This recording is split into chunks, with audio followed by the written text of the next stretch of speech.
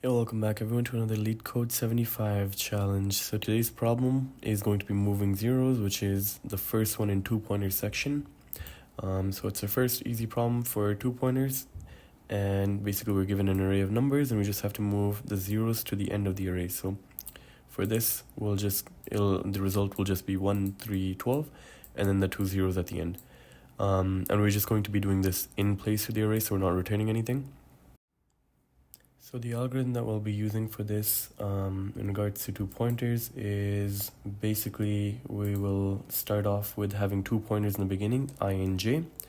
So we'll initialize those to 0, and then what we'll do is just continue, we'll use j as a second pointer, so we'll continue moving it forward. And then if I is not a 0, we'll move I forward as well. So then we'll move I forward. And then again, we'll move j forward. It's a 0, but that's okay. We don't have to do anything in this case. What we want to do is keep track of the first 0 we see and the first non-zero we see and swap them, right? So we'll continue moving j here, and then we'll move I as well. Sorry, we'll move I first and then j, so it's going to be here. And then now, because I is a 0, we won't move I anymore, we'll keep it there, and then we'll still move j because it's a 0, 0, we don't do anything in this case. So we move j again, and now this condition is basically j is a non-zero and I is a 0, right? So then we just swap them, so we swap I and j and becomes 2, 0, 0. And then we'll just move I again because it's a non-zero, and we'll continue with that. And that's about it. So let's dive right into the code.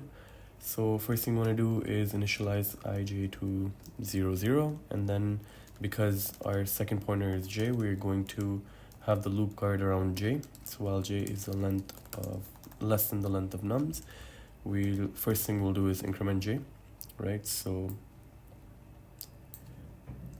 ij are here. First thing we'll do is just increment j, and then what we want to do is check for our main condition, right? So if nums at I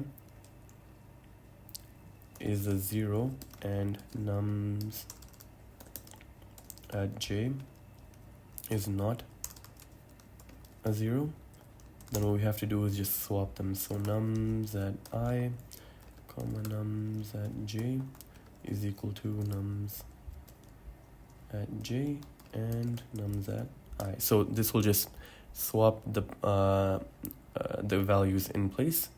Ij is equal to ji essentially. And what we also have to do here is just make sure that, because we're array indexing, right? So we just want to make sure that I is less than nums and j is less than the length of nums. So I less than nums and j less than the length of nums, to make sure we're not getting any array out of bounds errors. And then this is the main condition, and of course if you see that, we just swap them and continue with our algorithm. And then the other part that I mentioned is if nums at I is not 0, then we move it forward, otherwise we will keep it in place, then increment I. That's about it. We'll just submit that, and there we have it. Accepted. Good solution.